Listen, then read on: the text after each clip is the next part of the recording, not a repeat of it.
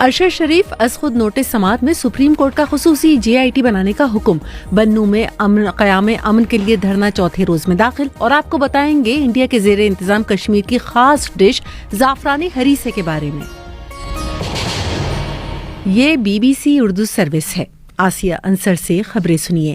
Supreme court نے صحافی ارشد شریف کے قتل پر حکومت کی طرف سے اس مقدمے کی تحقیقات کے لیے بنائی گئی اسپیشل JIT مسترد کر دی ہے اور عدالت عظمیٰ نے تحقیقات کے لیے نئی اسپیشل جوائنٹ انویسٹیگیشن ٹیم تشکیل دینے کا حکم دیا ہے۔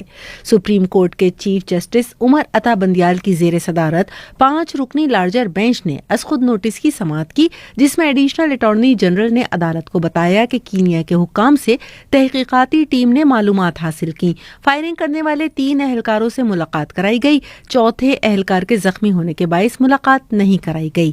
چیف جسٹس نے کہا کہ بے ایمانہ قتل کے اصل شواہد کینیا میں ہیں، کینیا کے حکام کے ساتھ معاملہ اٹھانا ہوگا۔ ایڈیشنل اٹارنی جنرل نے کہا کہ جائزہ لینا ہوگا کہ غیر ملکیوں کے خلاف مقدمہ ہو سکتا ہے یا نہیں۔ عدالت نے تفتیش کے لیے اسپیشل JIT بنانے کا حکم دیتے ہوئے کل تک تمام ناموں سے آگاہ کرنے کا حکم دے دیا۔ صحافی ارشد شریف قتل کیس میں فیکٹ فائنڈنگ کی رپورٹ میں انکشاف کیا گیا ہے کہ ارشد شریف کو غلطی سے نہیں بلکہ ایک باقاعدہ منصوبہ بندی کے تحت قتل کیا گیا، اور اس ضمن میں کینیا میں مقتول کے میزبان خرم اور وقار سے مزید تحقیقات کی ضرورت ہے۔ FIA کے سربراہ کے دستخطوں سے جاری 592 صفحات پر مشتمل رپورٹ میں ارشد شریف کے قتل یعنی 23 اکتوبر سے لے کر کینیا میں ہونے والے تمام واقعات، ارشد شریف کی سفری دستاویزات، mobile phone devices, what's app اور ای میل کی جائزہ رپورٹ بھی شامل کی گئی۔ فیکٹ فائنڈنگ رپورٹ میں کینیا پولیس حکام کی طرف سے کمیٹی کے ساتھ عدم تعاون کا ذکر بھی کیا گیا ہے۔ فیکٹ فائنڈنگ رپورٹ کے مطابق ارشد شریف کے کینیا میں میزبان خرم اور وقار کا کردار اہم اور مزید تحقیق طلب ہے۔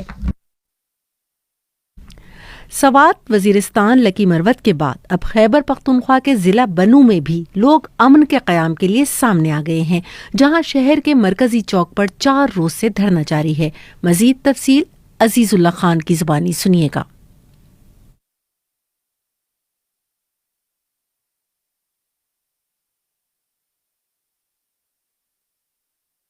عزیز اللہ خان کی رپورٹ کچھ دیر میں شامل کرتے ہیں اور آپ کو بتاتے ہیں کہ پاکستان تحریک انصاف کے سینئر رہنما اسد عمر نے لاہور ہائی کورٹ سے اپنے بیان پر معافی مانگ لی ہے۔ اس معاملے پر مزید تفصیل سنیے زین آفریدی کی زبانی۔ Lahore high court Pindi bench کی جانب سے سیکرٹری جنرل پاکستان تحریک انصاف اسد عمر کو جاری توہین عدالت نوٹس پر سماعت جسٹس جواد حسن نے کی۔ دوران سماعت اسد عمر نے کہا کہ ان کا مقصد کسی بھی جج یا عدلیہ کو نشانہ بنانا نہیں تھا، وہ عدلیہ کا احترام کرتے ہیں اور کرتے رہیں گے۔ جسٹس جواد حسن نے ریمارکس دیے کہ عدالتوں نے آپ کو لانگ مارچ کی اجازت دی اور آپ نے عدالتوں پر ہی الزامات لگائے۔ جج کے استفسار پر PTI رہنما اسد عمر نے عدالت میں اپنی تقریر پر غیر مشروط معافی مانگ لی اور کہا کہ اگر ان کی تقریر سے کوئی لائن کراس ہوئی ہے تو وہ عدالت سے معافی مانگتے ہیں۔ الجزیرہ نیٹ ورک نے انٹرنیشنل کرمنل کورٹ میں اسرائیلی فورسز کے خلاف صحافی شیریں ابو عقالہ کے قتل کا مقدمہ دائر کر دیا ہے۔ تفصیل سہار بلوچ سے۔ دوحہ میں مقیم نیٹ ورک الجزیرہ نے اپنے بیان میں کہا ہے کہ ان کی قانونی ٹیم نے قتل کی تفصیلی تحقیقات کی ہیں اور نئے شواہد کا پتہ لگایا ہے، جس میں عینی شاہدین کے بیانات اور متعدد ویڈیوز شامل ہیں۔ بیان کے مطابق جان بوجھ کر کیا جانے والا یہ قتل الجزیرہ کو نشانہ بنانے اور خاموش کرنے کی ایک وسیع مہم کا حصہ تھا۔ الجزیرہ کے مطابق شواہد سے ظاہر ہوتا ہے کہ یہ قتل جان بوجھ کر کیا گیا تھا۔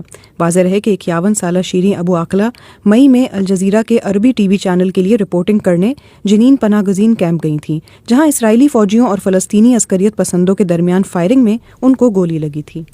انڈیا کے زیر انتظام کشمیر میں سردیاں شروع ہوتے ہی ہریسہ خانوں پر میلے لگتے ہیں۔ لوگ سردی کو جھیلتے ہوئے اجالا ہونے سے پہلے ہی وہاں کا رخ کرتے ہیں۔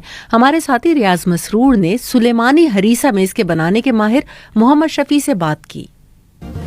پہلے رائس کو پورا میش کرنا پڑتا ہے، میش کر کے اس میں گوشت جاتا ہے، اس میں سونپ جاتا ہے، دال چین جاتی ہے، چھوٹی الائچی جاتی ہے، بڑی الائچی جاتی ہے، لونگ جاتا ہے، پاسن جاتا ہے، پران جاتا ہے، اس میں بہت زیادہ ورائٹی جاتی ہے۔ اب اس میں جائے گا گوشت، اب یہ مسالے اس میں جائیں گے۔ اب ہو گیا، یہ صبح تک انشاءاللہ یہ اب تیار ہو جائے گا۔ یہ BBC۔ السلام علیکم سامعین، اس نیوز بلیٹن کو سننے کے لیے شکریہ۔ اس طرح کی آتھینٹک نیوز سننے کے لیے آپ ہمارے دوسرے چینل کو بھی سبسکرائب کر سکتے ہیں۔ اس کے لیے آپ اوپر دیے گئے آئی بٹن پر چینل کا نیم پہ کلک کر کے ریڈائریکٹ ہو سکتے ہیں، یا پھر ڈسکرپشن میں دیے گئے لنک پر کلک کر کے آپ اس چینل پر ریڈائریکٹ ہو سکتے ہیں۔ آپ اس چینل کو بھی سبسکرائب کیجیے اور آتھینٹک نیوز سنیے۔ شکریہ۔ تیار ہو جائے گا۔ یہ BBC اردو سروس ہے۔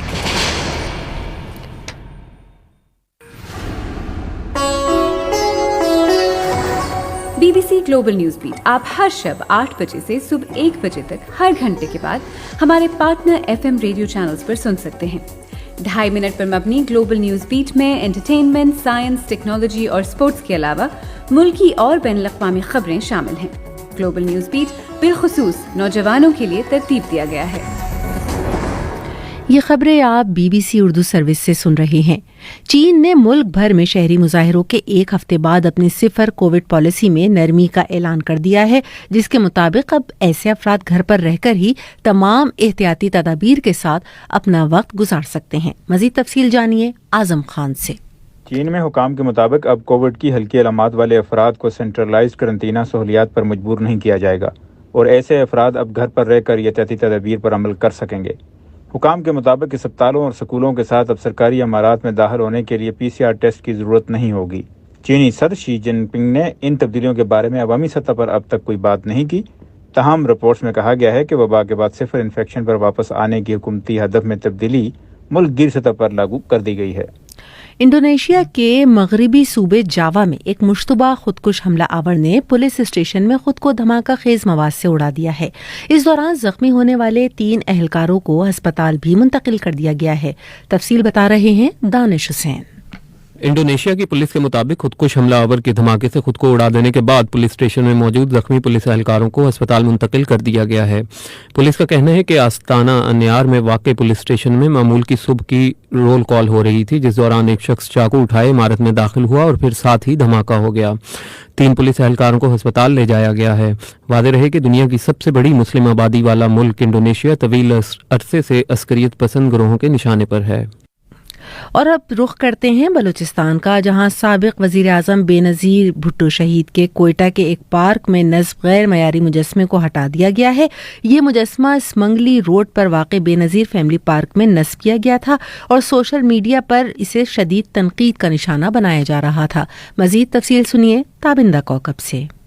یہ مجسمہ سمنگلی روڈ پر واقع بے نظیر بھٹو فیملی پارک میں نصب کیا گیا تھا۔ مجسمہ بے نظیر بھٹو سے مماثلت نہیں رکھتا تھا۔ سوشل میڈیا پر مجسمے کی تصویر وائرل ہونے پر اسے تنقید کا نشانہ بنایا گیا۔ یہ مجسمہ پیپلز پارٹی کی سابق حکومت کے دور میں نصب کیا گیا تھا۔ تنقید کے بعد پیپلز پارٹی کے رہنماؤں نے انتظامیہ کے ساتھ مل کر مجسمے کو ہٹا دیا۔ پیپلز پارٹی کے صوبائی سیکرٹری اطلاعات نے بتایا کہ مرمت کے بعد مجسمے میں فرق پڑا تھا۔ ان کا کہنا تھا کہ 20 روز کے بعد بے نظیر بھٹو کا نیا مجسمہ نصب کر دیا جائے گا۔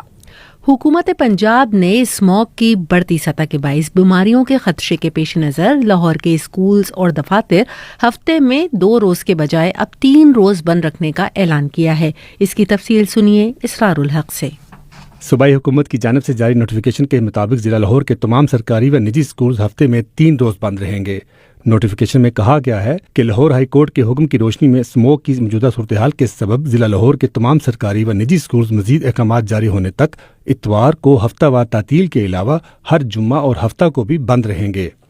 بلوچستان کے ضلع کیچ میں معروف گلوکار سلمان احمد کے خلاف مقدمہ درج کیا گیا ہے، جس میں مدعی کا الزام ہے کہ انہوں نے 26 نومبر کو راولپنڈی میں جلسے کے دوران سابق army chief general retired Qamar Javed Bajwa کے خلاف نعرے بھی لگائے اور فوج مخالف تقریر بھی کی۔ یہ مقدمہ شعیب علی نامی شخص کی مدیت میں تعزیرات پاکستان کی 5 دفعات کے تحت سٹی پولیس اسٹیشن تربت میں درج کیا گیا ہے۔ مدعی کے مطابق گلوکار سلمان احمد، جو کہ تحریک انصاف کے کارکن بھی ہیں، انہوں نے راولپنڈی میں تحریک انصاف کے جلسے عام میں گو باجوہ گو کے نعرے لگوائے اور پاکستانی فوج کے خلاف باتیں بھی کی۔ واضح رہے کہ شہباز گل کے خلاف مقدمہ قلعہ عبداللہ میں درج کیا گیا ہے، جبکہ اعظم سواتی کے خلاف جو 5 مقدمات قائم کیے گئے وہ بھی کوئٹہ منتقل کر دیے گئے۔ اور اب موسم کا حال۔ महकमा मौसमियात के मुताबिक आज मुल्क के बेशतर इलाकों में मौसम सर्द और खुश्क रहेगा। ताहम गिलगित बल्तिस्तान में बाज़ मकामात पर बारिश और पहाड़ों पर हल्की बर्फबारी का इम्कान है। जुमेरात के रोज़ बालाई खैबर पख्तूनख्वा, गिलगित बल्तिस्तान और कश्मीर में चंद मकामात पर बारिश और पहाड़ों पर बर्फबारी की पेशगोई की गई, जबकि पंजाब, सिंध और खैबर पख्तूनख्वा के मैदानी इलाकों में रात और सुबह के वक्त धुंध पड़ सकती है। आज कम से कम दर्जा हरारत स्कर्दू -7, कालाम -5 और ज़ियारत में -4 डिग्री सेंटीग्रेड रिकॉर्ड किया गया। ये खबरें आप BBC उर्दू सर्विस से सुन रहे थे।